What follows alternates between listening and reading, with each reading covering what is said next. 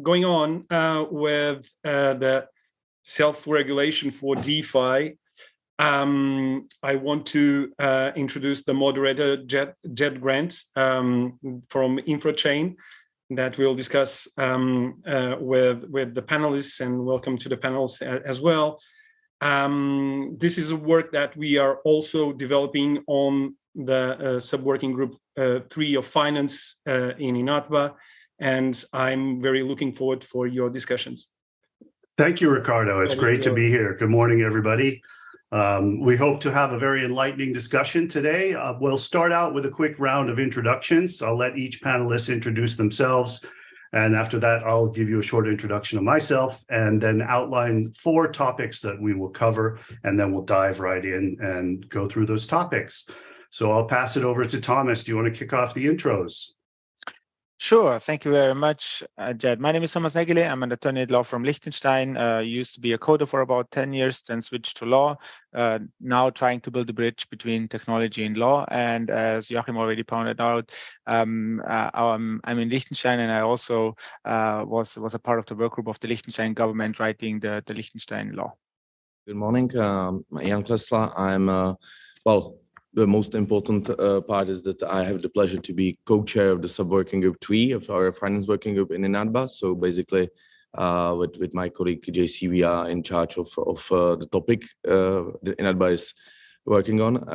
And actually, I'm also a colleague of Thomas from the board of directors of INATBA and co-founder of the Blockchain Republic non-profit organization.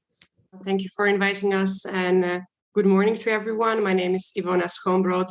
I am legal counsel at Alliance Block. Alliance Block is a Dutch pioneer in developing different and modular components of DeFi ecosystems, such as DEXs, decentralized identity verification tools, liquidity mining as a service, decentralized data marketplaces, amongst others. And our main aim is to be in DeFi in a very mature way and also create bridges with traditional finance. I'm a senior associate at MME. We are a commercial law firm in Switzerland that has a very strong focus on fintech and DLT projects. I joined MME more than 6 years ago and have gone through the whole life cycle of blockchain. So starting in 2017 with a lot of shitcoins, then everything crashed. There was a need for stablecoins. I advised a lot of stablecoin projects, and then as of 2020, also NFT platforms, DAOs, and DeFi projects. And I was always advising at this border between capital markets law and technology. Thank you. And I'm Jed Grant. I'm a cypherpunk and engineer with 30 years experience, the last 15 in RegTech. I run a software company called KYC3, where we develop software for CIP and AML program automation for alternative investments and crypto. In the past, I worked as a section chief in IT for NATO. I've also been the global head of financial crime at Stripe. I'm familiar with Bitcoin tech since 2010 and committed to Bitcoin since 2015. And I'm a founder and member of the board of InfraChain. It is really a pleasure to be here with such an esteemed group of people. We have an amazing amount of experience at everyone's disposal right now. There are 4 topics or axes that we discussed yesterday and we think should be explored with respect to regulation in DeFi. The first of those is the custodial versus non-custodial aspect of these solutions and how regulation should apply to custodial and perhaps not to non-custodial. The second is the fiat to crypto bridges. And at Stripe, this was something that was very critical, obviously. This is where the AML needs to be applied. And this is a critical point that we just saw in one of the slides with that Wharton examination of a world of bridges between TradFi and DeFi. And then the third is DeFi as speech, code being speech, and the deployment of smart contracts and the complexity that entails, where we need actually a body or an independent source that can provide consumer protections so that everybody doesn't have to understand code and can still be protected while interacting with DeFi. And the fourth point is the potential regulation of behavior that front-end and infrastructure operators who are not necessarily financial services providers, but who are operating infrastructure that's critical to the overall ecosystem need to fall under in terms of regulation with respect to front end and mempool management and that kind of thing. So let's start out with the custodial versus non-custodial side of things. Would one of you like to kick that off? We had a pretty lively discussion. Romedy or Thomas, you both had some points on that yesterday. Yeah, I can start if you want. I think we all agree that custodial setups have to be regulated. Because also the FTX case now showed that there is a lot of risk involved. With non-custodial setups in Switzerland, we already have some regulation that applies to it, especially the AML regulation. Even if you do not have power of disposal over funds, you can become liable. In Switzerland, it's a bit of a problem because we don't really have guidance when exactly that you fall under it in these non-custodial setups. Thomas, how is it in Liechtenstein? Yeah, sure. In Liechtenstein, since 1st of January 2020, we have our TVTG, or Blockchain Act, which has two service providers, which is a TT Keep custodian, which means like if you provide custody for keys, or if you provide the custody solution for tokens, we differentiate between these two. That's too detailed, I think, for this discussion, and it doesn't really change a lot. The idea is that if you provide these services, you have to segregate your customers' tokens from your own. It's off balance sheet if you provide the service. And I think that is, from a supervisory part, one of the solutions how you can address these issues. On the other hand, I think it is also possible to do it.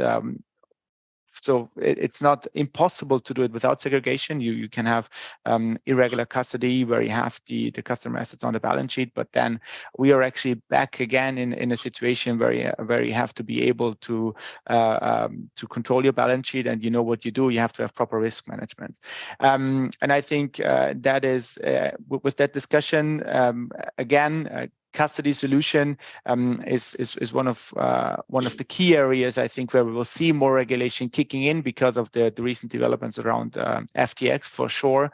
That is pretty obvious, and we will see also, I think, some litigation cases around that, and it's not only about the supervisory part, also the civil law cases will arise there, I think. Yeah, yesterday I was arguing that irrespective of the asset class, it seems like this type of regulation, segregation of assets, and submission to regulatory transparency and audit in any asset that is liquid. So how is DeFi different than that? What makes it different than, for example, stocks or bonds? Yeah, I mean, if I may give a start here. The whole idea, at least for decentralized exchanges, was it was developed. Correct me if I'm wrong, Jed, but I think the big idea was, why would, if I want to switch one token to another one, why do I have to rely on a central intermediary again? Okay, now we can discuss if it makes sense to run an order book in a decentralized fashion, if that's efficient or not.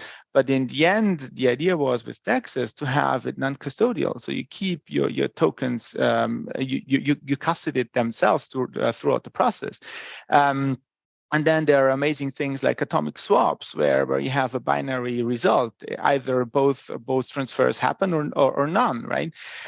So you had the idea of developing a system where you don't have to rely on a central intermediary. And I think this is not possible in that way and in that efficient way when it comes to stocks without central intermediaries, which actually will lead to, and that is the answer of the European Commission and the European Union, that it might make sense to exempt transactions with financial instruments which are issued in the form of token from the CSDR regulation. For those of you who don't know what that is, that's a central securities depository regulation, and we talk about this DLT MTF pilot regime. That is very interesting, right? So there you have like a development where the crypto industry started to develop a solution where you don't have to rely on an intermediary, and that will actually then be used now, or it seems that will be used. We have a pilot regime that you can you have the custody with an intermediary, yeah, but it's a different one. You don't have to have it in a separate way. So it's used to make it more efficient. With combined with regulation. So I think it's a journey, and it's an ongoing learning curve, right? But the whole idea was with this DeFi and specifically with taxes that you don't have to rely on a central intermediary. Ideally, exactly. Yes. Maybe also, if I can add to that point, what has to be discussed at some point is whether the regulation, if it should kick in any case, no matter what is tokenized, and if regulation kicks in, whether the regulation has to be on the same level for every tokenized asset. So if we make an example, if you have Bitcoins under custody, if you lose the Bitcoins, they're gone. If you have a share token under custody, if you lose the share token, you can still go to the issuer, have it reissued. So the risks there are much lower. Maybe just, if I may, well, it's important to at least try to take a look from the other side, from the side of the regulators. I will try. Actually, right now, and we have to admit that we have early, like we had a really great speech from Dr. Schwein, and I would be very happy if all the national regulators, and we are specifically not talking about our friends in European Commission, but all 27 states got national regulators in Europe, but we are talking about the global market. So all the 190 regulators.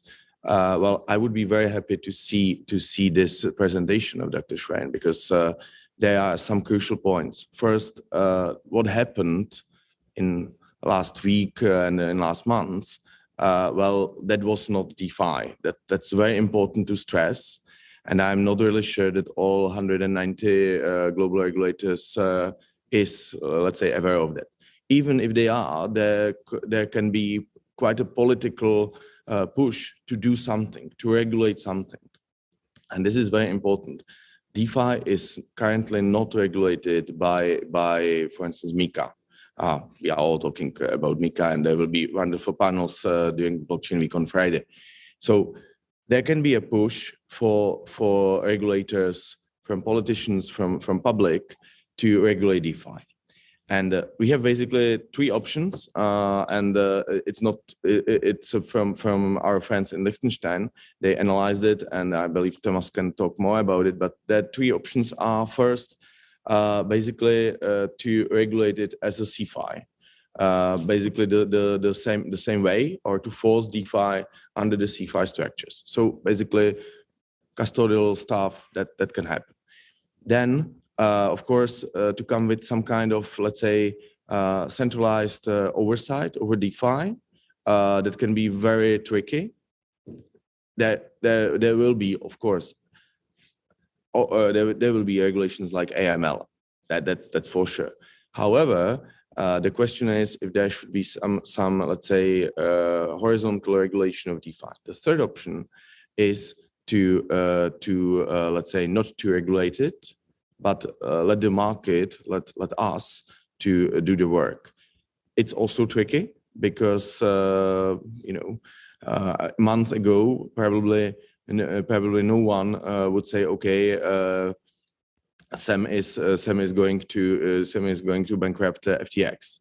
So it's a little bit let's say from my perspective and from Inadba's perspective, it's a call for the industry to say, okay, we can do that, and we can achieve the, let's say, solid framework for not just for the community, not just for the crypto space, but also for, as Ivona mentioned, for banks and other players that are coming to, and for clients, of course, that are coming to the DeFi space. Well, we can achieve the solid framework to be, let's say, to have some level of legal certainty. That's, I think, that's the biggest challenge. And then we can look at the specific cases as we are discussing now. But from the top level, we need to understand that the regulators are in quite, let's say, well, in quite tricky position now. Yes. Yeah, maybe Jan or Jed, just allow me to add one sentence here or two. We discussed it yesterday as well. Bad cases make bad law. That is a big fear that is happening now. We have a case where now there's a lot of pressure, as you said, for all of the countries which don't have already regulation in place to come up with a framework. And if you do that without getting educated first, without understanding, and I think that's what you all agree or agreed yesterday as well, it's not that simple. With every single use case, with every single new piece of technology or innovation, we have to analyze it very closely and understand it. And it's not that simple. It took the European Commission years. It took Liechtenstein years to develop a framework.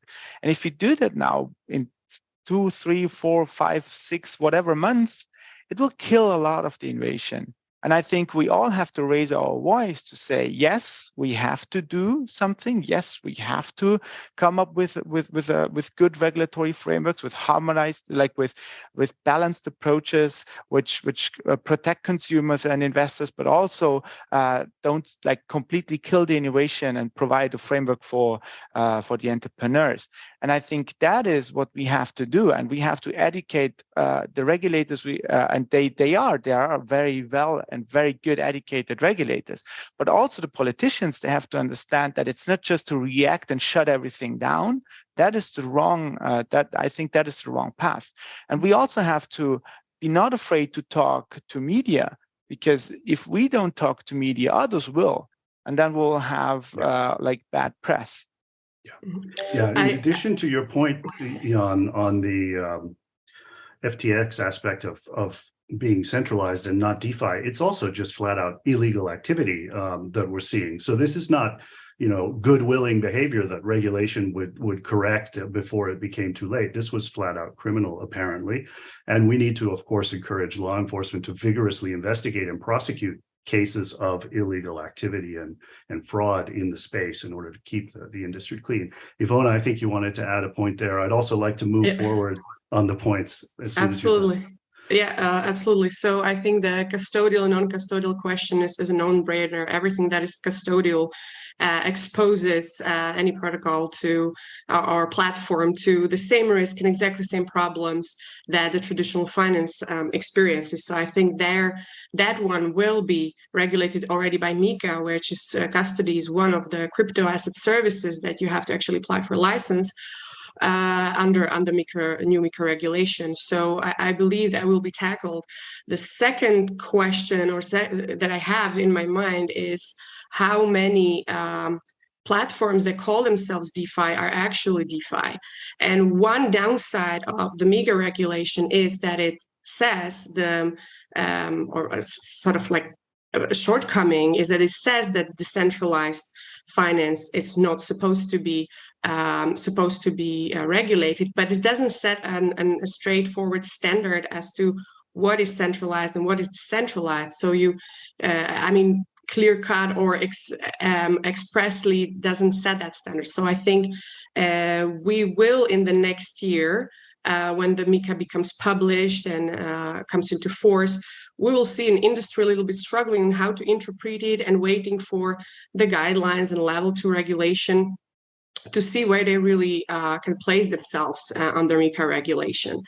And decentralization is one of my biggest questions, because before I move to the question, how should we regulate DeFi, I have to clearly understand whether we have a common understanding of what DeFi is and what categories and what type of services or platforms, protocols we subsume under that, and what criteria we have to subsume them in that category.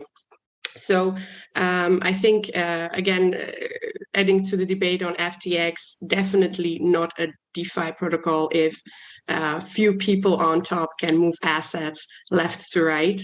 And to the problem that Thomas mentioned, that the media picks and cherry picks stories that are sort of scandalous and attract public attention. I believe that this is cognitive bias, that this is called anchoring, that you take the first information you hear about our industry and you run with it. And you don't really look at aggregate statistics as to how much money are actually being lost in traditional finance segments, such as Joachim mentioned, that actually it's not the proportion of these losses is not not it's not in favor of traditional finance. So I think these are the things that we need to work on. We need to educate and raise awareness about these topics and bring more to the forefront the positives that the decentralized finance brings. Jed, if you allow me, because we did put a lot of research into the question, what is a decentralized system? We call it trustworthy technologies in Liechtenstein, and we started that in 2016. And there's a lot of research now done also in like a lot of other parts of the world. So there's one research group in South Korea I'm aware of. There are research groups in Europe and in the United States, and that is really crucial. Ivona, I totally agree. You have to question yourself first, what is a decentralized system. And there's one question or one comment from the chat. Xenophon said that Mika does also not specify what happens to projects when they start not in a fully decentralized way. Actually, even Bitcoin started centrally in a way, right? You cannot launch a fully it's like, how do you launch a fully decentralized project from the momentum day one? And there are a lot of questions around that. Even if you have a fully decentralized system now, if you change your algorithm, what happened to Ethereum? That it changed now how we actually qualify Ethereum? What happens if all out of nowhere, whatever, there's a flaw and a 51% attack is possible for a month? So there are a lot of questions around this question about that topic of decentralization, and we need more research in that area. That is really, really crucial, I think. I totally agree. Jed, let me just ask quickly that in INADBA and in the sub-working group, we prepared like 3 papers focused on DeFi during the preparation of Mika and published. I believe it can be found on the website. And it started with the discussion: what is DeFi and what is the level of decentralization? At which moment we can talk about DeFi? And we took this very strict approach that DeFi is really like a decentralized. So no compromises here. So once there is no central entity, it's DeFi. So when I'm talking about the self-regulation, I'm talking about this specific cases. And of course, if there is a bad actor, and there always will be a bad actors, it will try to misuse something like DeFi to let's say for fraud or for anything else. But let's really talk about the real DeFi, and I absolutely agree with Ivona. This is a crucial point. And please try to find the papers, because I believe there was a lot of work done. I think we can share it in the chat as well. But it's not just from me or from us in INADBA, but from members. And I believe this is something we can work with. Yeah. So let's jump through the topics. The fiat to crypto bridge AML aspect, I think, is a no-brainer, because as soon as you have fiat, you need a centralized payment processor to interact with the old financial system. But if we talk about DeFi as speech and smart contracts and how those would be self-regulated, with the idea potentially that you have an independent body that is funded by good-willing smart contracts and then does audits on them that are independent. We discussed this a bit and had a very interesting discussion. I think, Ivona, you had some very good points on that, on, if a contract is anonymous, is that okay? Do we need a liable party behind a totally decentralized contract? If I pay myself from a contract I deploy, is it truly decentralized? If I have keys to the contract and the contract takes custody of other people's assets, does it become a custodial situation? Let's explore some of these questions. Ivona, do you want to start? You had some great points yesterday. Yes, indeed. So as I mentioned, I think that the practical application of being completely anonymous when deploying a contract is difficult, because you, as we mentioned, you have to determine whether you somehow commercially benefit, not only in a direct way, like part of the fees going towards you, but also in some other way. For instance, you allocate the protocol operates with their native tokens. You allocate yourself a lot of the native tokens to you as the originator, and I think that there we really need to explore what does it mean to commercially benefit from the protocol itself. We discussed also, if I'm not mistaken, the Tornado Cash situation. And there was a huge sort of scandal because it happened in the Netherlands, and I'm located in the Netherlands, about the coder that was put to jail, and he's still, I think, waiting for some sort of conclusion to his case. And I tried to find a more concrete information on what happened and whether he was really prosecuted only because of writing this code. And there's very little information on what charges he faces. I cannot further really comment on that, but there are obviously many. I understand also that many developers are now afraid that they could be prosecuted for writing a code that will be misused without having an intention to use it for such purposes. It's a contentious question. I probably don't have all the answers, but I invite my colleagues to contribute to that debate. Yeah, maybe if I can jump here quickly. We also saw it that, the regulator is interested in who makes money with something and really tends to make him responsible for what happens on the protocol application or whatever. What our clients have started doing also on our recommendation is that they do not make money with the actual base layer, be it like, for example, a base layer where it can set up communities and so forth. So they give out that for free. They don't have any fees implemented at all, but then they build additional products which they can then sell to the people using the base layer. So that would be one possibility to circumvent regulation, even though you still make money with it.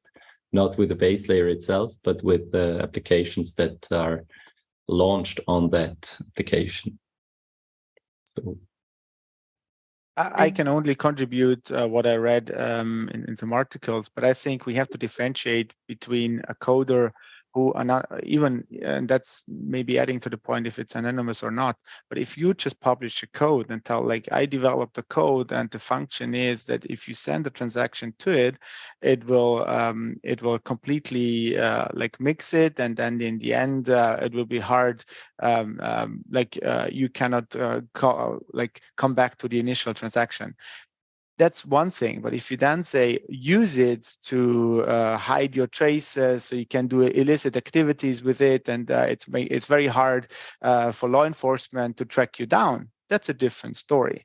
And I don't have any information in that regard, but I think what should not happen is that if a coder is just like proposing a code which can be also misused. And there is a very legit use case for a mixer that if you want to use a transaction. So, for example, if I do a transaction from the wallet I get paid from my clients, and I want to not have that directly linked, right? It might be a legit use case where I use such a system that you cannot directly trace the transaction back to me. So there's a legitimate use case as well. So it really depends, first of all, how you publish it and how you market it. And if you make money with it, I think really here again, it really depends what happened in that specific case.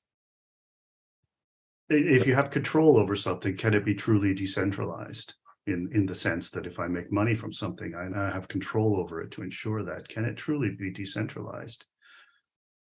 Yeah, no, actually, this is out of the scope of DeFi, actually, and Thomas is right. It's really a no-brainer, and if you produce something and market it as a tool to circumvent any regulation, well, we don't need to talk about some special DeFi case that's a couple of thousand years old use case. So and as lawyers, I think we can solve it. However, let me put just this perspective on the table.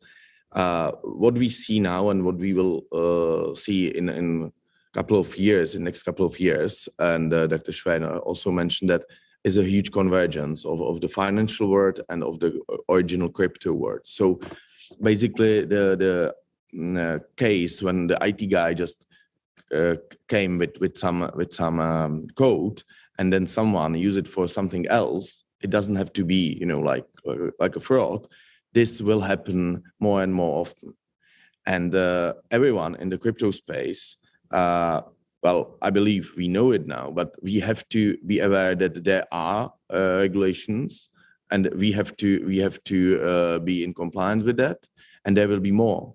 And the DeFi is definitely not something. Is not a space to escape the regulation. It's not a space to escape or circumvent any regulation. That would be a mistake.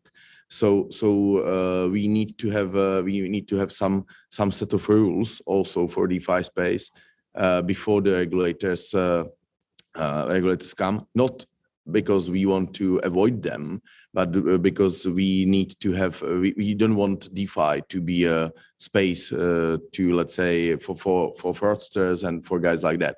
And there will be more and more people coming to the industry from, let's say, outside of the community in the coming years. So given the fraudulent audits that we've seen on smart contracts where people rubber stamp and say they're safe, how can we make this a reality so that someone who is not a sophisticated code reader can invest and participate in DeFi safely? Does anyone want to venture an answer there? An independent body, how would that work? So just to add to already your point that auditing is not the ultimate solution, I think I read from a reporting of chain analysis that 30% of protocols or platforms, DeFi platforms that were hacked in I think recent year, in the past year, were actually audited. So they had that stamp of approval. And I agree with you that we need to really look into who is auditing and how is auditing the smart contracts. I think the only thing that will help in this area is time. To discern the parties that will be reliable, or as you suggested, to create some international body which will be trustworthy enough. Having said that, and we will conduct these audits in a most professional way and with the highest quality possible. Having said that, we are again circling from decentralizing to centralization and giving one party a little bit too much power to okay or not okay some of the protocols or not, which I assume would be an ultimate seal of quality if that is so, and that bears always, of course, the common problems that we need to just rely on that one party. So I would rather see more players doing this really as a commercial activity and relying on the reputational mechanisms, and also maybe of some sort of regulation or some sort of standards that they have to implement while conducting these audits. Having said that, audits will not save us completely. So in terms of solutions, we need to also look not only how to prevent them, but what can be done post hacks and cybersecurity breaches, which are the most common cause of stealth of funds in the DeFi protocol space. And in that area, I think we have still something to do, because there have been some funds that were returned either voluntarily or were seized by the authorities. And it's also a way how to some extent remedy or mitigate the problems with the weak spots of the DeFi protocols.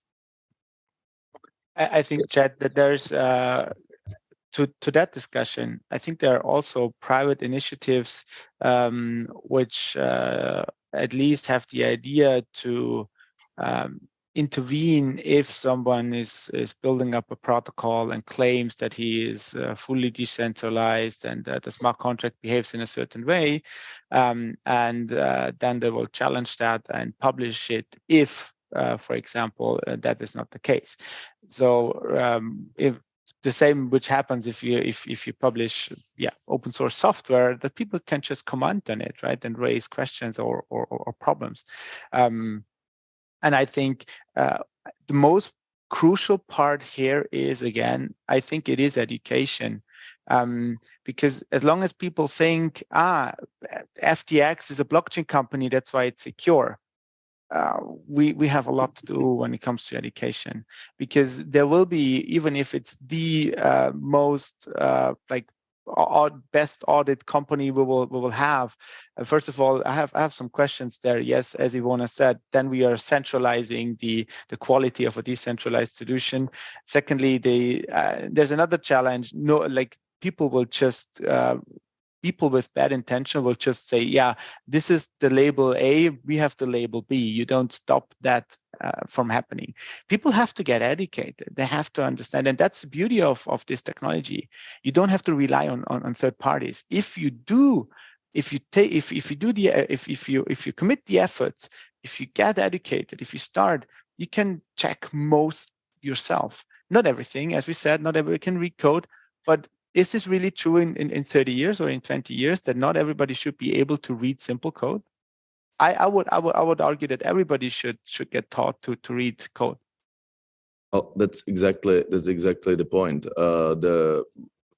Let me remind ourselves that the one of the best tools of blockchain is a high level of transparency, and of course there shall be some audits, etc. But not that we cannot just offload the problem to any Deus ex machina as one fully independent authority.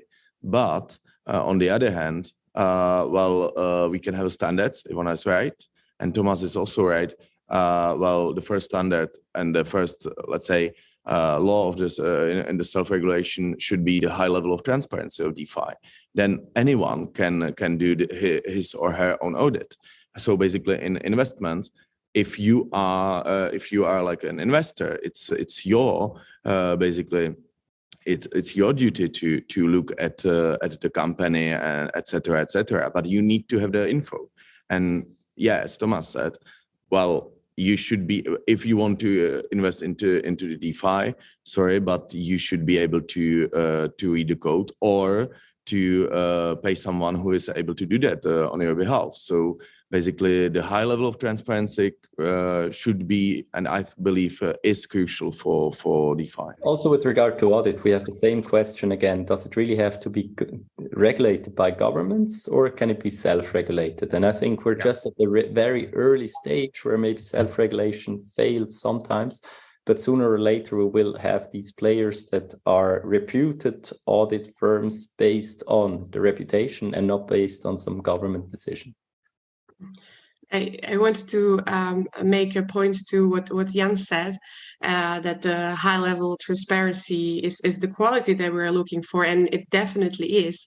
But it has also a little bit of a flip side. If we can check the code, the potential hackers and illicit parties can too.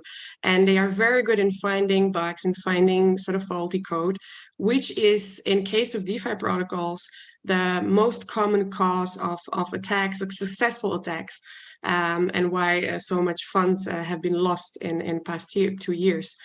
So I think this is the weak link that I see.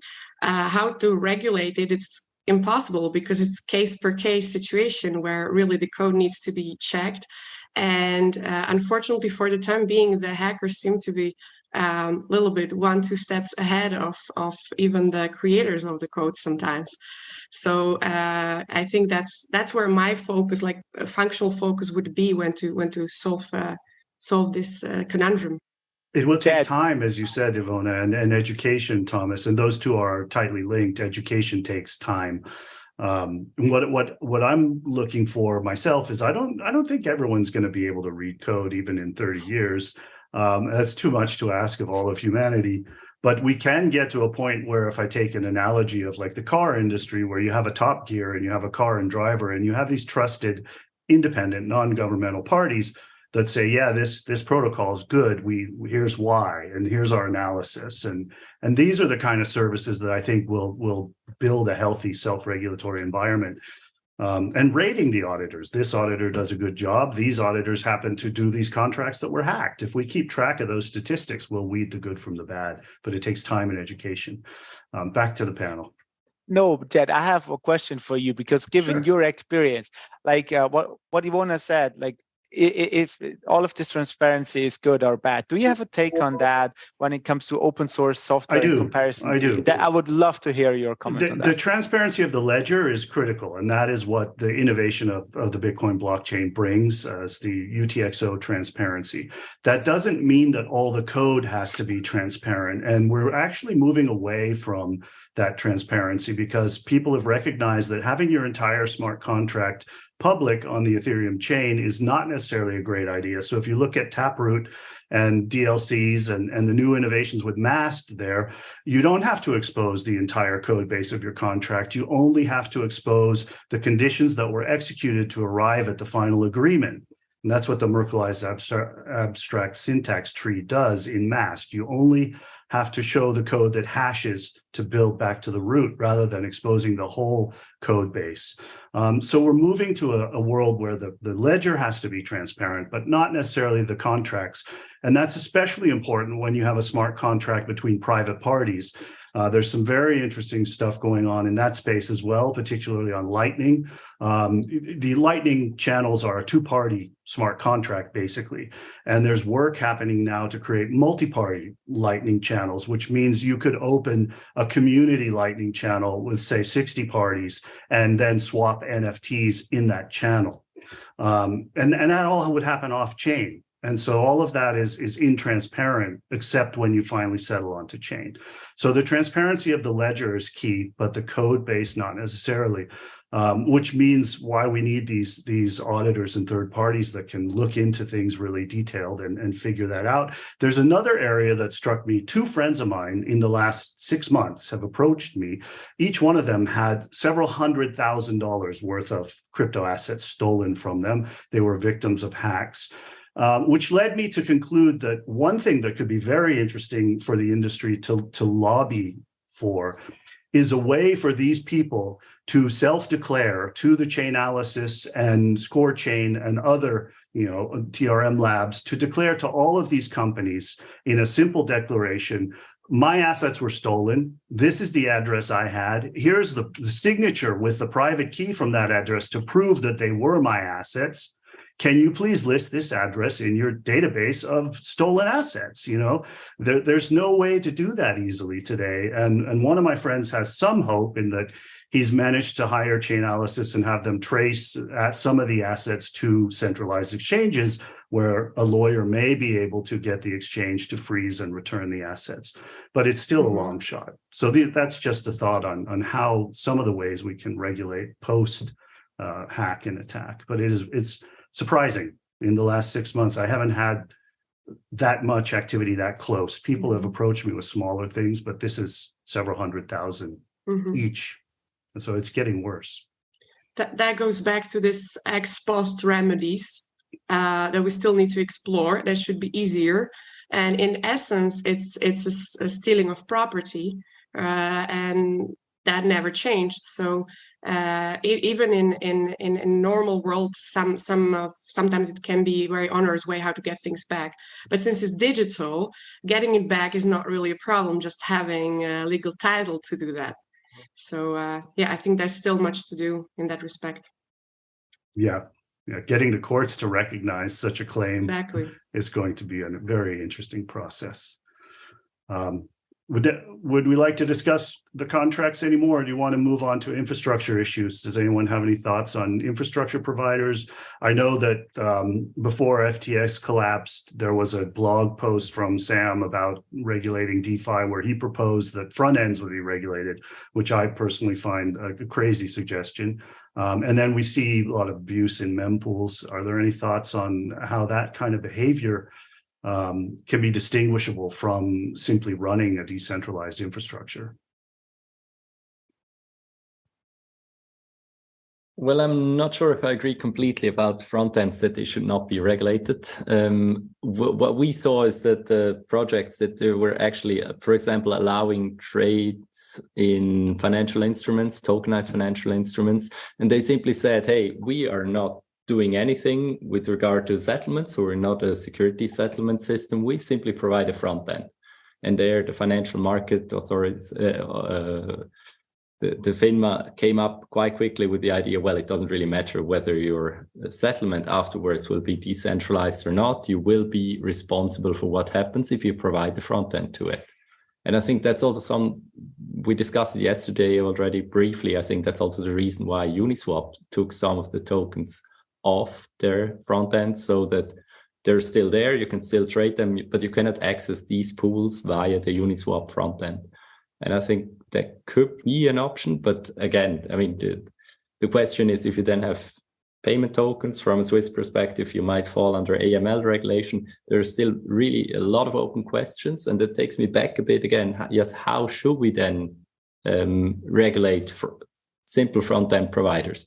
Because if we simply say, okay, AML regulations apply to you, that would mean in Switzerland that you also have to be able to freeze assets, for example. If you only provide a front end, you will not be able to freeze those assets. So if we are looking for a way to regulate it, we always have to keep in mind, what can you actually do with or what capabilities does the provider of that front end or whatever even have? I think it would be a nice way to say, okay, you're not allowed to provide front ends anymore to, as we just said, financial market instruments and so forth. But to then simply say, okay, all the regulation that applies to CeFi also applies to DeFi. If you simply provide a front end, will be a killer, because it simply means that you cannot provide front ends anymore to these pools. You cannot operate a front end. I would, in that case, then I guess the response would be to provide an open source front end that anyone can download and run locally on their PC, which advances the decentralization of the entire ecosystem. Yeah, agree. And there were front ends which were able to even search for matching orders actually in order books. So you can do that fully on your own computer with a developed front end. Mm-hmm. Yeah, BISC is a good example of that. You can, but it's not for everyone, you know.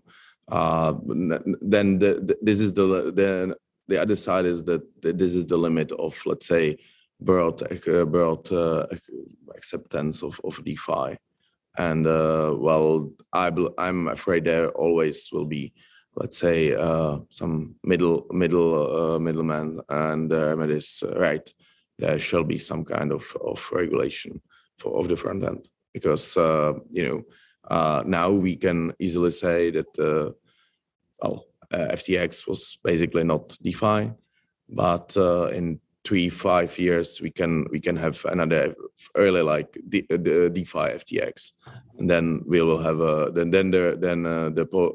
policymakers will need to regulate the DeFi like the hard way. How about the mempool? It's a very interesting thing. If I just run, you know, an Ethereum mempool and I don't manipulate anything, then that's one thing. But if I start front-running transactions, sandwiching transactions in order to make a profit by observing the mempool and then prioritizing those transactions in my mining activity, that type of behavior, is that something we should, how do you self-regulate that, for example? I don't know if the right approach there is self-regulation, because if you do that, you make use of information you have, because and then use it for your own profit. I think like we have that that coming back to the question, where we should have regulation. And if we think of a setup where you have a fully decentralized solution, coming back to a financial market transaction, or like just a transaction not with financial instruments. So you have a DEX, which is really truly decentralized, from matching to clearing and settlement. Everything is fully decentralized. There is, and the code is well done, and the smart contracts are well done, so they don't allow for fake orders. You can have a fake order, but you can't make any profit because it's fully transparent. So the technology serves the same purpose as the regulation does in our traditional way, how we organize financial market transactions. So then you can argue, why would we need any additional information? You cannot have an influence on it as everybody else can. On the other hand, the question is, if what you see out there, that's not really the truth. Like most projects or most solutions are partly centralized, they have some money streams, you can make use of that. And then we coming back to the same question again. So that's really difficult. And for every of these small things, you have to think about where regulation should be applicable. So it's a very, very complex process to have tailor-made regulation which is applicable, because the space evolves. As you said, like if you come up with a new idea and find a new loophole, and you make use of it, you have principle-based regulation, right? You have to have a set of regulation which has this approach, and not that you say, no, we don't want to have this, and we regulate DeFi in general or not. But the problem with the principle-based regulation is that we have to wait rather long time for it to be interpreted in different and applied to different concrete cases, which I don't know whether that's a preference to really wait to have regulation, but then wait for a long time in how it will be really applied in practice, which will increase legal uncertainty rather than decrease it, I think. But it might be the only answer that we have, the only a way how to put in some regulation, but at the same time leave it open. So there's no perfect solution, unfortunately. Yes, but maybe with regard to principle-based regulation, I mean, there in Switzerland, we have a quite strongly principle-based regulation. So we have many open questions still, but what we can do is go to the Financial Market Authority and ask whether they think it fits under one regulation or not, whether we have to comply with this regulation or not. So it will be more of a case-by-case decision by the regulator then, and not a one-time decision by the government that enacts laws. And that might be a better solution. In Switzerland, we have a bit the problem that the decisions of the Financial Market Authority, that they are not public. So for us, it's good because we're a big law firm. We have many ruling requests to the Financial Market Authority. But for smaller law firms, it's really hard to get into the space because they don't have any practice. They should actually issue guidelines based on these projects. That's what the Financial Market Authority is doing in Liechtenstein. So when we had the first prospectus issued, then they issued guidelines how you can do that. And I think that's coming back. If you want to do that, it's coming back to education again.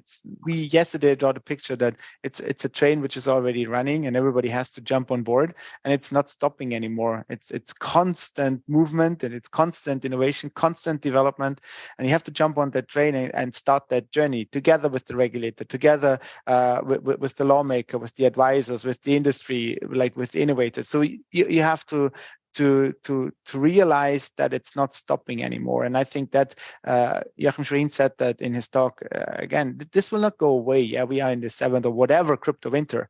No, but this technology will last. This is here to stay. And I think that is the message to everybody out there and to every regulator. Jump on that train, but don't think the next station is in 6 months and then you can jump off the train and leave it. No, you have to be on that train forever, hopefully. Yeah, and I really like the proposal that you have the regulator that issues guidelines based on the case that he already has seen. We've also asked the regulator whether he would be willing now in Switzerland to issue, he already issued guidelines to tokens, asset payment utility, and to stablecoins. we asked them whether they could also issue something with regard to DeFi, and the answer was simply, well, DeFi is not DeFi. There's so many different aspects to it, and everything has to be looked at in a case by case manner. So a very lawyerish answer. A very lawyerish answer. I think we need guidance on how to define DeFi. What consists of, of decentralization, and how do we define that? That's something clearly. Yeah. And I think another important point on what you've just been saying is that we need to encourage regulators to issue guidance, but to do so in haste, and to do so thoughtfully and at a measured pace rather than in reaction to explosions like FTX, which aren't DeFi and are criminal. So we're coming down on time. I'd like to do a quick round of just closing thoughts. Maybe what is a concrete next step that you could see would make sense in this space for self-regulation? Shall we do a quick round, start with Thomas and move around? Yeah, I think I already said that with the train. I think start now, but take the time it needs to come up with good ideas, and everybody should start in that area. I think that makes sense. Regulators, lawmakers, policymakers, advisors, industry. Romedy, closing thought, next step. Yes, next step. Also, do not jump the gun and simply regulate, but think about where are the highest risks, maybe also based on what we have seen so far. Analyze the risks, see how could we avoid these risks, and then also implement either self-regulation or regulation on a government basis. Ivona, I'm going around on my screen. No problem. Order. I like the evidence-based approach, so I would like to see more information on the weak links in DeFi protocols, on the hacks, on where the problems really come from, and what needs to be regulated. Because regulation is not given; it has to be applied or implemented as a last resort to market failures, something the market cannot fix itself. Sorry. So I think that's more research on that. What are the real problems that we're dealing with? And I think the solutions will be combination of regulation and also some technical solutions. And for that, we need the dialogue between lawyers and technologists to continue or to even increase. We are here for lawyers on the panel, so I hope maybe next time we should be half-half to discuss it from both angles. I think that will also lead us to more productive, innovative, and out-of-the-box results. Thank you. Jan. Well, as an industry, we need to work with the regulators. We are happy to have a smart and educated regulators, but we need to show them also examples from other jurisdictions. The guidelines can be, issued about cases that were not like, their cases. They can be a little bit ahead. That's also our task, not just to provide, technical and business perspective, but to show examples from United States, Europe, Asia, etc. And that's basically what INADBA is for. So basically, that's our task. So next step, join us. Great. Thanks, everybody. Thank you to the panel, all four of you. Thanks for your time. Thanks for INADBA for setting this up. It's been a pleasure.